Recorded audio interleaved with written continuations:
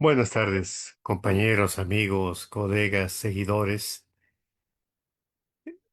Gracias por estar conectados nuevamente a estas conversaciones que organizamos alrededor de temas que enmarcamos en el título Más allá de la crisis hídrica y que iniciamos en este ciclo analizando, exponiendo datos claves de el estado actual de las plantas de tratamiento, los procedimientos, los volúmenes, la eficiencia del tratamiento de aguas residuales en nuestro país para tomar una segunda etapa de presentación de datos, de breves reflexiones, analizando la importancia, la creciente relevancia que está teniendo el uso de humedales como una solución basada en la naturaleza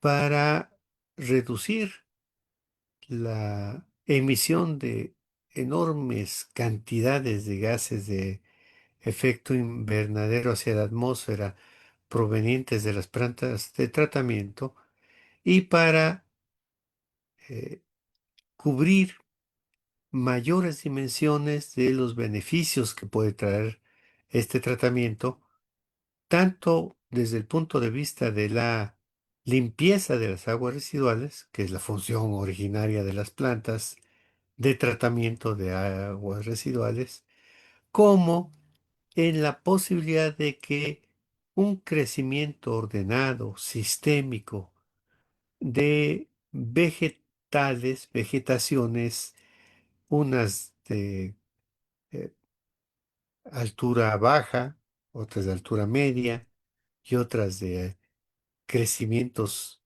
a alturas muy significativas nos permiten proveernos de materias primas para ampliar la banda de reciclamiento de lo que consideramos residual, los desechos orgánicos, industriales, etcétera, y generar resultados benéficos de este nuevo ciclo de manejo del agua contaminada que eh, expulsa tanto la industria como pues las aglomeraciones humanas. En esta ocasión vamos a presentar datos sobre otra de las caras de este complejo tratamiento del tema crisis hídrica y que se refiere a la sobreexplotación de los mantos acuíferos, cosa que ocurre también de manera sistemática en muchos de nuestros países hermanos latinoamericanos, en buena medida también en países centrales europeos o asiáticos, y que tenemos la impresión, particularmente los grupos mejor informados de nuestra sociedad, que esta sobreexplotación que tiende al agotamiento de los mantos acuíferos, pues la podemos conceptualizar dentro de un mayor tema que es el de el extractivismo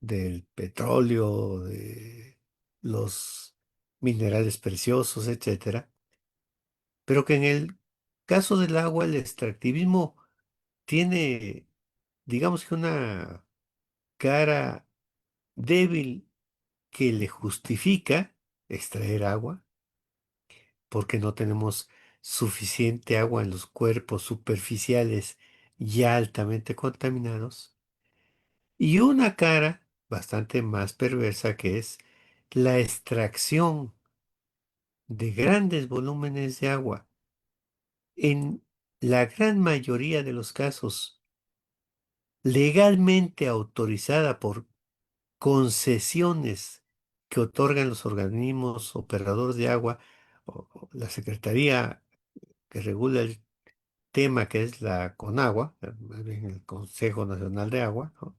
La Comisión Nacional de Agua, pero que regularmente esas concesiones de extracción, que de por sí son voluminosas, suelen sobrepasar y a veces con amplísimos márgenes los volúmenes autorizados. Entonces, para pensar este tema, hemos seleccionado información que nos permite tanto conocer los umbrales de extracción urbana que va para el servicio de distribución de agua potable, ¿m? O industrial que va pues para industrias muy individualizadas que de ninguna manera se comparan en número o en prioridad social con eh, los municipios o comunidades aledañas a estos sistemas industriales de extracción de agua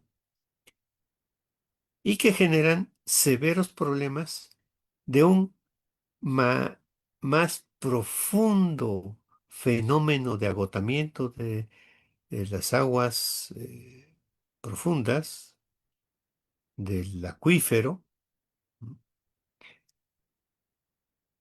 Y que no se puede considerar un derecho humano, porque el derecho humano es para los seres humanos, no para las empresas, ¿no? Y que no siendo un derecho humano, tampoco cubre las contraprestaciones a las que obliga cualquier tipo de concesión que hace el Estado Nacional. Entonces veremos algunos de estos datos y podremos,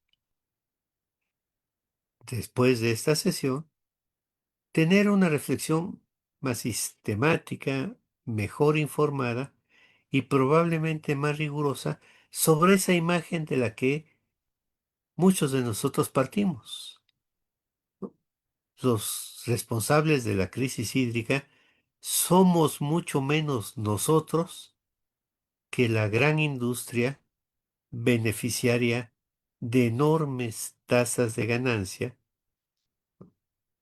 y beneficiada por el ocultamiento de los volúmenes con los que se extrae el agua, del grado de limpieza que le aplican a esa agua para regresar a las plantas de tratamiento de aguas residuales y por la escasísima contribución que hacen al fisco, el cual se ve severamente, hondamente dañado, pues porque tiene que invertir dentro de sus pocos recursos la mayor cantidad de recursos que sean posibles para detener, paliar, mitigar y, en un utópico caso, remediar el problema generado por la extracción y sobreexplotación del agua de nuestros mantos acuíferos.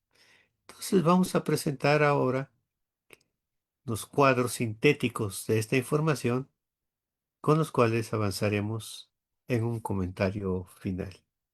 Adelante, por favor, a la producción con la presentación de los datos que preparamos para esta sesión.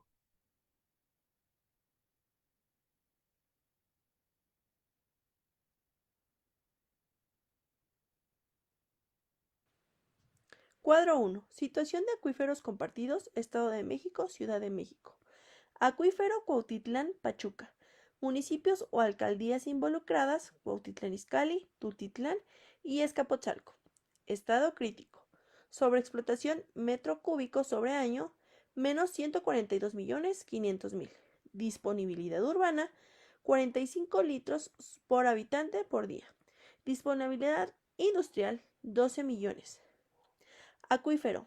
Valle de México. Municipios o alcaldías involucradas: Ecatepec, Nezahualcóyotl, Iztapalapa. Estado: colapso. Sobreexplotación: menos 398 billones.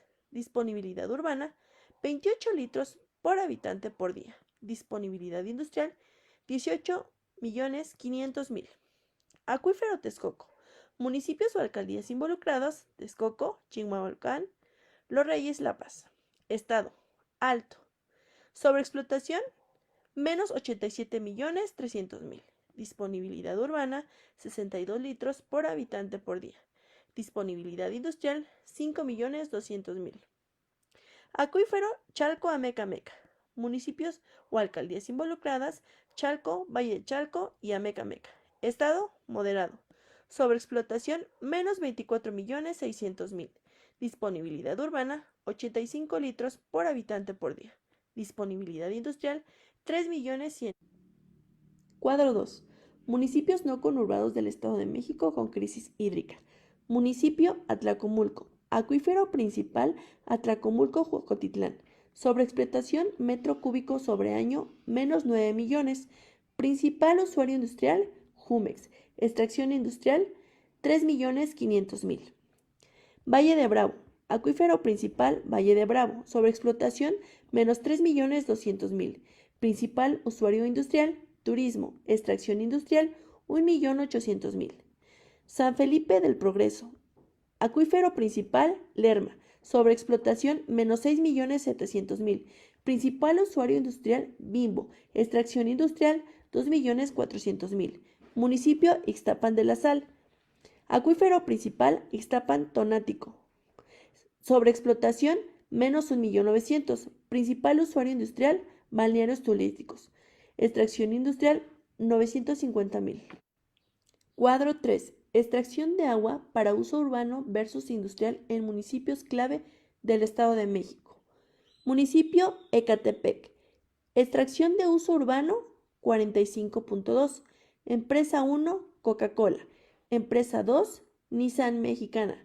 Empresa 3, Caltex. Empresa 4, Bimbo. Porcentaje de extracción industrial urbano 63.7. Municipio de Tultitlán. Extracción uso urbano 28.7. Empresa 1, Pepsi. Empresa 2, Ford. Empresa 3, Unilever. Empresa 4, Ternium. Porcentaje de extracción industrial urbano 56.4. Municipio de Ixtapaluca. Extracción uso urbano 12.5. Empresa 1, Caltex. Empresa 2, Leverstyle. Empresa 3, Grupo Minsa. Empresa 4, Cemex. Porcentaje de extracción industrial urbano 60%. Municipio Cuautitlán Izcalli. Extracción uso urbano 22.1. Empresa 1, Ford. Empresa 2, Bayer. Empresa 3, Kimberly Crack. Empresa 4, Audi. Porcentaje de extracción industrial urbano 54.3. Cuadro 4. Indicadores críticos para la cuenca Chalco-Amecameca. Municipio de Chalco. Extracción uso urbano 18.3. Extracción industrial 7.1. Sobreexplotación del acuífero menos 24.6, es decir, el 12% del déficit. Porcentaje industrial urbano 38.8. Principal empresa industrial Jumex. Municipio Valle de Chalco. Extracción uso urbano 15.8. Extracción industrial 5.4. Sobreexplotación del acuífero menos del 19.2%, es decir, 10% del déficit. Porcentaje industrial urbano 34.2. Principal empresa industrial L'Oreal. Municipio de Amecameca. Extracción de uso urbano 9.5. Extracción industrial 3.1. Sobreexplotación del acuífero menos 5.4, es decir, el 5% del déficit. Porcentaje industria urbano 32.6%. Principal empresa industrial balnearios turísticos. Cuadro 5. Impacto relativo por sector versus uso urbano. Sector bebidas. Agua por metro cúbico, empleo generado, 25 metros cúbicos sobre empleo. Agua por millón de pesos del PIB, 120 metros cúbicos sobre millón de pesos. Municipio con mayor presión, Ecatepec. Sector automotriz. Agua por metro cúbico sobre empleo generado, 18 metros cúbicos sobre empleo. Agua por millón de pesos del PIB, 85 metros cúbicos sobre millón de pesos. Municipio por mayor presión, Cuautitlán Izcalli. Sector textil. Agua por metro cúbico sobre empleo generado, 32 metros cúbicos sobre empleo. Agua por millón de pesos del PIB, 150 metros cúbicos sobre millón de pesos. Municipio con mayor presión, Ixtapaluca. Sector turismo. Agua por metro cúbico sobre empleo generado, 12 metros cúbicos sobre empleo. Agua por millón de pesos del PIB, 60 metros cúbicos sobre millón de pesos. Municipio con mayor presión, Valle de Bravo. Entonces, tenemos algunos indicadores que nos hablan de la extrema desigualdad en los volúmenes de extracción de agua y que repercuten directamente sobre el peso que tiene el extractor del agua en la producción, bueno, de la sobreexplotación como un concepto general, pero el porcentaje del cual es responsable en términos de esta sobreexplotación. En primer lugar, el cuadro primero que pasamos aquí nos indica qué porcentaje de la población se alcanza a cubrir con la cantidad de millones de metros cúbicos que se extraen. Y entonces, este solo indicador es bastante dramático. Hay municipios en los que la extracción apenas rebasa los 20 litros por habitante, ¿no? Em, para cada año, ¿no? El mejor de los casos lo representa los municipios de un acuífero también muy sobreexplotado como el de Ixtapaluca, en donde la dotación per cápita alcanza los 83, 84 litros diarios por año. El rango de variación es enorme, entre 20 y 80 litros por persona día año. Esto coloca a un muy buen grupo de municipios en condiciones de eh, crisis humanitaria. Podemos recordar ahora que tenemos información diaria sobre la invasión de Israel a la Franja de Gaza, su política de aniquilamiento vía la guerra directa en su concepto de guerra absoluta que había acuñado hace muchos años Clausewitz. Ahora lo están tratando de liquidar con bombas, pero durante décadas los palestinos que habitan la Franja de Gaza recibían 20 litros diarios por persona, que a pesar de la vigilancia planetaria sobre las condiciones de vida de esta población tan explotada, marginada y humillada, pues recibían 20 litros, ¿no? Diarios por persona, lo que significa que tenemos una buena cantidad de municipios en la colindancia con la Ciudad de México, la capital de la modernidad mexicana, que reciben una dotación equivalente a los habitantes de la Franja de Gaza, a pesar de que no compartimos la situación política, étnica, geopolítica, estratégica de los palestinos en esta franja. Y no recibimos, ¿no?, el reconocimiento de que esta población está en una crisis humanitaria. 20 litros por persona. Bueno, el que mejor está recibe 4 veces más, ¿no? En el acuífero de Chalco Amecameca tenemos un promedio de 83 litros por persona. La recomendación de la Organización Mundial de la Salud dice que se deben dotar con 150 litros. Hay que reconocer que aquí hay un debate. Hay quienes defienden que el umbral real de consumo per cápita diario que debe asegurar el de derecho humano no son los 150 litros que recomienda la OMS, sino 50 litros. Bueno, por 50 litros es 2 veces y medio lo que reciben muchos municipios del Valle de México, ¿no? Es 2 veces y medio lo que reciben los palestinos. Cualquiera que sea la opinión respecto a que con 50 litros podríamos sobrevivir, ¿no?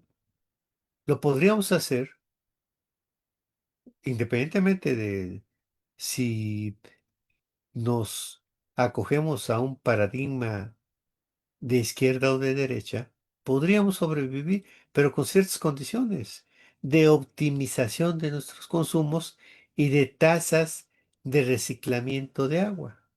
Cosa que, como vimos cuando revisamos el tema de plantas residuales, pues tenemos una bajísima tasa de reciclamiento del agua, no por responsabilidad principal de los ciudadanos, ¿no? Sino por la ineficiencia de la autoridad a quien le corresponde la limpieza o tratamiento de las aguas residuales. Por ejemplo, tampoco tenemos muebles ahorradores ni una norma municipal o estatal o federal que nos induzca, que nos oriente a tener muebles inodoros de ahorro de agua que consuman 2 o 3 litros. Y entonces tenemos, de acuerdo a investigaciones que ha hecho la propia Universidad Autónoma Metropolitana, un consumo en sanitarios por descarga de entre 8 y 10 litros por descarga por persona por día, ¿no? Si usáramos inodoros de 2 litros, podríamos reducir nuestro consumo a la cuarta parte. Y probablemente la recomendación de la Organización Mundial de la Salud podría promediarse o descender hacia los 50 litros por persona por día. Pero no es el punto en el que estemos actualmente, ¿no? Deberíamos aspirar a tener 150 litros por persona por día. Además, una razón muy sencilla. En la Ciudad de México, que comparte el acuífero Chalco-Amecameca, en el poniente de la ciudad tenemos un consumo promedio per cápita de 500 litros diarios. Ni 50 que dicen algunos investigadores, ni 150 que recomienda la OMS, sino más del triple de los 150 de la recomendación de la OMS, ¿no? Claro que en este contexto es comprensible la promoción y la obediencia a la campaña Ahorra agua, ¿no? La campaña célebre, aquella de Amanda, ciérrale, ¿no? Pero esta información que presentamos nos permite identificar el volumen de extracción de empresas individuales, ¿no? Coca-Cola, ¿no? Las textileras de Iztapaluca, ¿no? La cervecera de Tecámac, ¿no?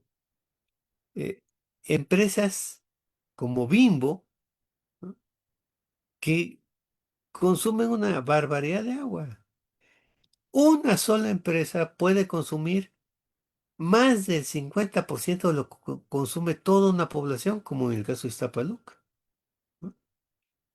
Coca-Cola, Bimbo, eh, consumen prácticamente 2/3 partes de lo que consume la población de Iztapalapa. o de Ixtapaluca. Ixtapaluca con medio millón de habitantes, Iztapalapa con 2 millones de habitantes, pero en ambos casos con áreas, San Buenaventura en Iztapaluca, Ayotla en Iztapaluca, que fíjense, en el nombre lleva el pecado, ¿no? Ayotla Textil, porque fue originada por una empresa textilera, ¿no? Pero que hoy tiene severísimos problemas de abasto de agua debido a esa histórica extracción de agua de la textilera y de la industria textil que sobrevive en este municipio. Pero en Iztapalapa, que son 4 veces más de habitantes, en lugar de que digamos que el promedio de 83 litros por persona se pudiera mantener, pues se polariza más el consumo de la población. Sí hay población dentro de la propia alcaldía de Iztapalapa que alcanza a consumir 80 litros diarios por persona. Pero hay zonas que en 35 días, en la Sierra de Santa Catarina, no reciben una gota de agua. Y podemos calcular que hay un mínimo de medio millón de habitantes en la Sierra de Santa Catarina en estas condiciones, que debido a que se promedia el consumo per cápita de la alcaldía, pues se invisibiliza el que hay prácticamente un municipio del tamaño de Iztapaluca que recibe agua cada 35 días, ¿no? Y estos cuadros entonces nos informan de la responsabilidad por empresa. El último cuadro nos da una información muy interesante.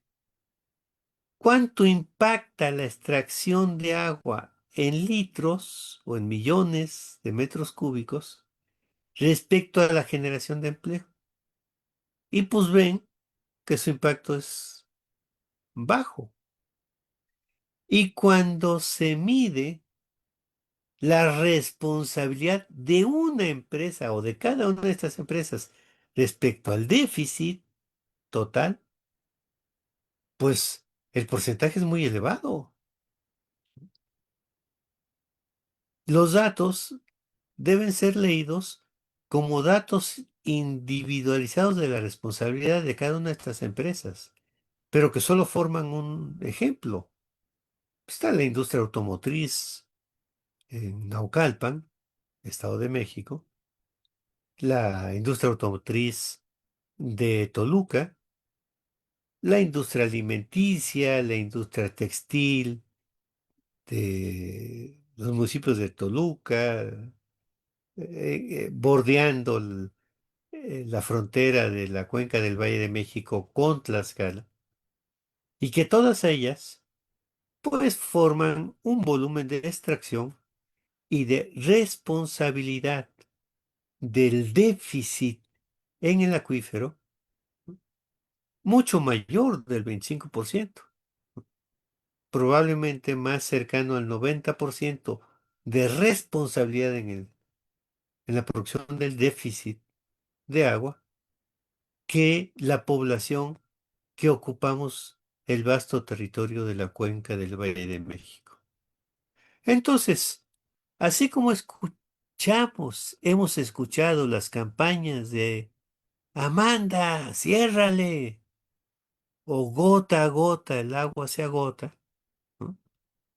Llamando al ahorro ciudadano, deberíamos tener una política pública que en primer lugar motive, convoque, difunda en el espíritu público de la población la obligatoriedad a que los mayores responsables se hagan cargo de reparar la generación de esta enorme sobreexplotación de nuestros acuíferos, la reparación, aunque fuere progresiva, de el déficit que producen en el acuífero, ¿no? Porque hay instrumentos que son evidentes como los que hoy estamos viviendo desde hace unos días, lluvias extraordinarias de 100 litros por metro cuadrado o de 140 litros por metro cuadrado en un territorio que es tan vasto como el del Valle de México y que si las empresas se les hicieran responsables de la inyección de estos acuíferos, de estas lluvias hacia el acuífero, o sea, se les hiciera los principales responsables de llevar adelante la recarga del acuífero, porque son los responsables principales de la sobreexplotación, es probable que en pocos quinquenios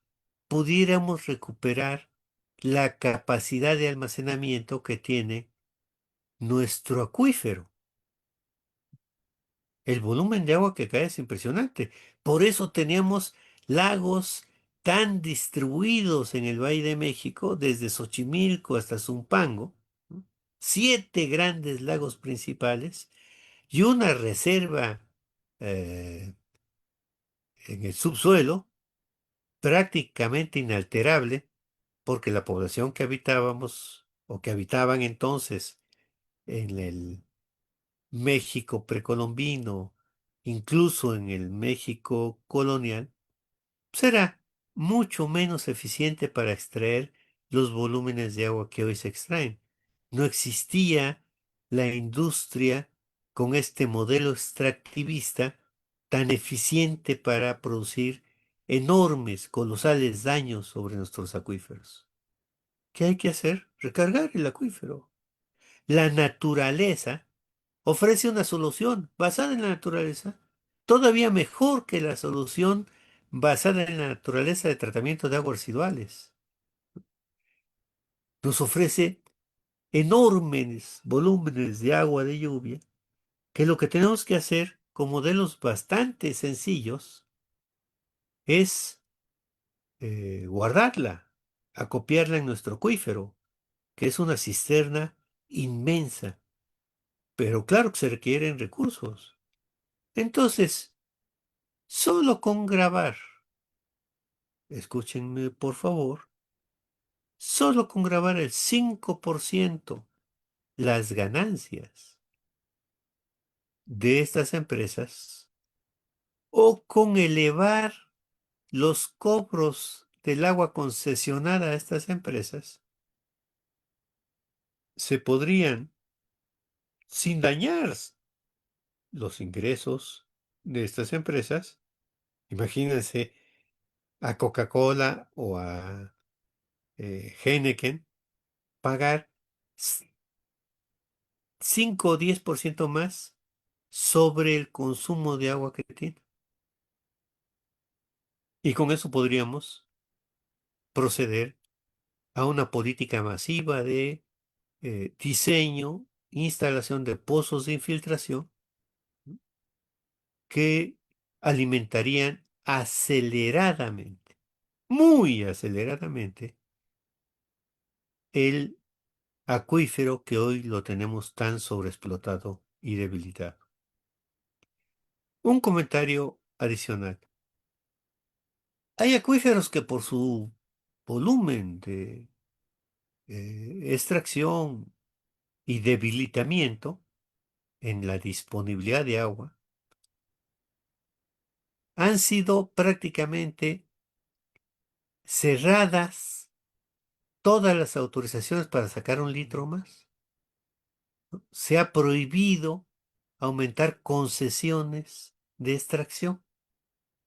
Pero ya saben que en México, desafortunadamente, de siempre, no recientemente, de siempre, la capacidad de vigilancia del sistema de agua, ya sea como Secretaría de Recursos Hidráulicos con Echeverría o como Comisión Nacional del Agua de Carlos Salinas en adelante, no tiene capacidad de fiscalización para vigilar que la concesión que otorgó efectivamente solo saque el agua que ha sido autorizada.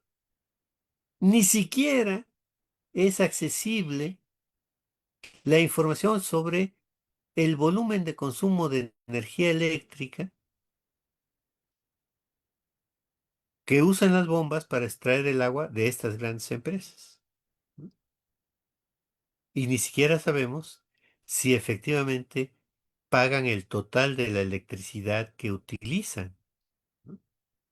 Nos permitiría un indicador de esta naturaleza calcular pues cuántos sacan por kilowatt utilizado, ¿verdad? No hay esa capacidad de vigilancia.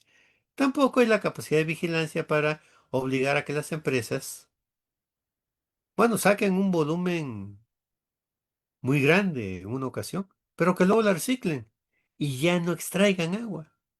Si ya no quieren pagar el servicio concesionado de agua, no quieren pagar la concesión, no quieren pagar impuestos para recarga de esa agua extraída por ellos, bueno, entonces que ya no saquen más, que solo reciclen su agua, que vivan su proceso industrial con el agua que extrajeron, por decir un ejemplo metafórico, digamos, en enero, y que vuelvan a extraer hasta enero del siguiente año, ¿no?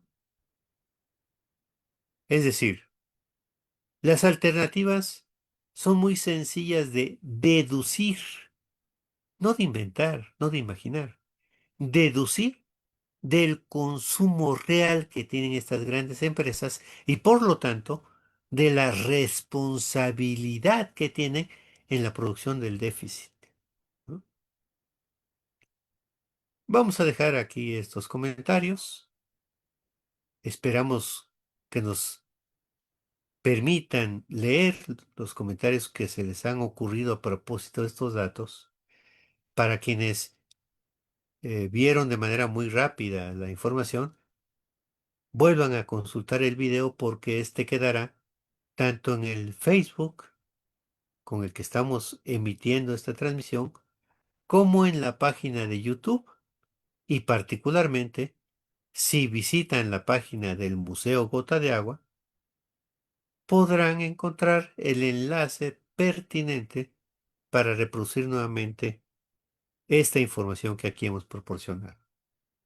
De todas maneras, produciremos o reproduciremos la información en forma de infografía y también la podremos poner a disposición de profesores, estudiantes, ciudadanos, organizaciones no gubernamentales involucradas en la conservación o restauración del agua, de modo que podamos tener un denominador común en términos de la información y podamos elaborar narrativas, discursos, reflexiones, conocimiento académico científico de mayor rigor para enfrentar estos enormes problemas que nos genera el cambio climático. Esperamos que la próxima semana se conecten con nosotros. En breve les anunciaremos el tema de la siguiente semana y les repito mi agradecimiento porque esta es una función sustantiva de la Universidad Autónoma Metropolitana, la de enseñar, investigar y difundir el conocimiento científico para que todos juntos sepamos todo y entre todos podamos resolver todo. Por eso, mi agradecimiento enfatizado para todos quienes se conectaron hoy con nosotros. Hasta la próxima sesión.